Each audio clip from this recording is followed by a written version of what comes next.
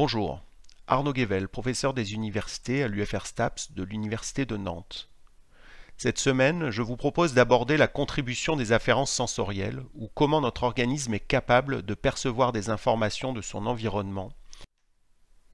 Nous avons des sensations ou une perception fine de notre activité, de nos mouvements. Il s'agit de notre proprioception, cette capacité à percevoir notre activité corporelle.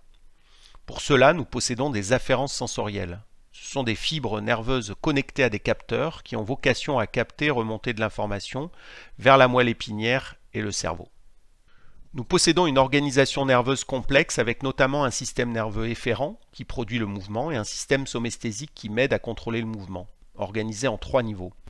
Le niveau des récepteurs qui captent de l'information, le niveau des voies ascendantes qui remontent et accompagnent l'information codée sous la forme de stimulation électrique, le niveau supérieur de la perception consciente. Les récepteurs recueillent via des structures spécialisées des informations, métaboliques ou mécaniques par exemple. L'information sensorielle chemine via des fibres nerveuses constituées en 2 systèmes. L'hémniscale, fait de fibres myélinisées qui véhiculent rapidement l'information, et le système spinothalamique, fait de fibres non myélinisées à la conduction plus lente. Ces informations sont adressées à 3 niveaux ou structures aux fonctions spécifiques: la moelle épinière ou le siège d'une activité réflexe et automatique, le tronc cérébral et le cervelet qui assurent le contrôle postural, l'aire motrice et le lobe frontal qui régulent le mouvement. Nous possédons une activité dite réflexe qui nous protège et nous permet de réagir rapidement face à des situations d'urgence. Un réflexe est une réaction spontanée à une situation nouvelle ou une réaction automatique, involontaire et immédiate à une stimulation. Le plus connu est le réflexe de retrait. Je me pique et je retire mon doigt sans avoir l'intention de donner et produire cet ordre moteur. Une boucle réflexe est constituée d'un récepteur qui capte l'information, une voie nerveuse qui accompagne cette information intégrée au niveau de la moelle épinière qui émet et renvoie un ordre moteur sous la forme d'une stimulation électrique portée par des motoneurones ou qualifiée de voie nerveuse efférente s'adressant aux muscles activés qui déclenchent un mouvement. Notre motricité et la régulation de nos mouvements font appel à 2 activités réflexes principalement. Un réflexe dit myotatique, constitué de fuseaux neuromusculaires qui régulent le degré d'étirement du muscle et sa vitesse d'allongement. Un réflexe myotatique inverse, constitué d'un récepteur de Golgi dans le tendon, qui mesure la tension qui traverse ce tissu élastique. Ces capteurs, intégrés au sein du réflexe myotatique, sont insérés dans le muscle positionné en parallèle des fibres musculaires. Ce sont de petits organes ovoïdes délimités par une capsule conjonctive remplie d'une substance gélatineuse. Le fuseau neuromusculaire contient des fibres musculaires intrafusales particulières situées aux extrémités du fuseau.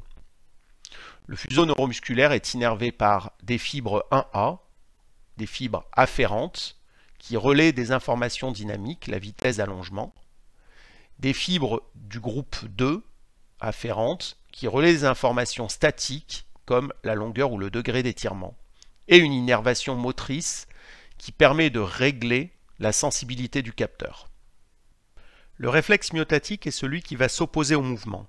Il est bien connu puisque c'est aussi le réflexe rotulien, ce réflexe testé par le médecin dans le cadre d'un examen visant à apprécier le degré de sensibilité ou l'état de la réponse nerveuse chez un patient.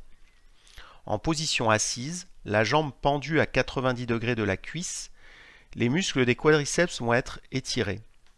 Leur longueur va être mesurée par les fuseaux neuromusculaires relayés par les afférences de type 2. Lorsque l'on tape sur le tendon rotulien, ceci fait glisser la rotule et étire soudainement les muscles des quadriceps. Une information électrique est alors envoyée à la moelle épinière via les afférences 1A. La moelle épinière intègre celle-ci et déclenche une stimulation électrique portée par les motoneurones alpha qui donnent l'ordre aux quadriceps de se contracter. Dans le même temps, au niveau de la moelle épinière, un interneurone baisse le niveau de coactivation des muscles des ischio-jambiers qui sont ici des antagonistes du mouvement d'extension réflexe de la jambe. Le réflexe myotatique inverse diminue la tension produite de manière volontaire lorsqu'elle devient excessive notamment. Son récepteur dit de Golgi est situé dans les tendons, constitué de faisceaux de collagène entourés d'une capsule.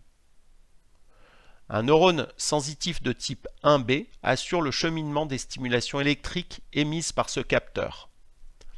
Ces stimulations parviennent à la moelle épinière, s'adressent à un interneurone qui intègre ces informations et adresse au motoneurone alpha excitateur des muscles à l'origine de la tension musculaire repérée au niveau du tendon, un ordre de diminution de l'activité électrique excitatrice.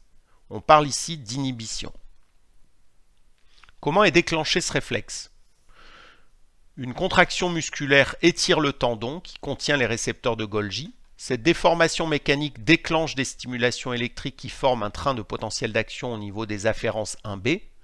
L'information est analysée au niveau de la moelle épinière et l'ordre de diminuer la stimulation électrique à l'origine de la contraction volontaire est déclenché. Ce réflexe renseigne donc sur la force de contraction. Il est particulièrement actif et essentiel lorsque la tension est repérée comme élevée au sein des tendons, ce qui correspond à une force de contraction élevée. C'est un réflexe de protection du système muscle-tendon. En conséquence, tout muscle possède ces deux récepteurs. Ils vont adresser au système nerveux central des informations en continu sur la longueur du muscle, sa vitesse d'allongement et la force qu'il produit.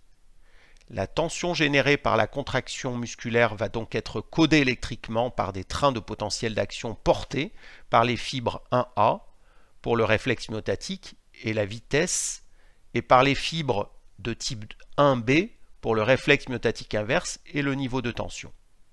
En cas d'activité musculaire d'intensité élevée et ou à la vitesse d'allongement musculaire importante, ces réflexes vont de manière automatique corriger le programme moteur volontaire pour limiter la force produite et ou la vitesse d'allongement du muscle.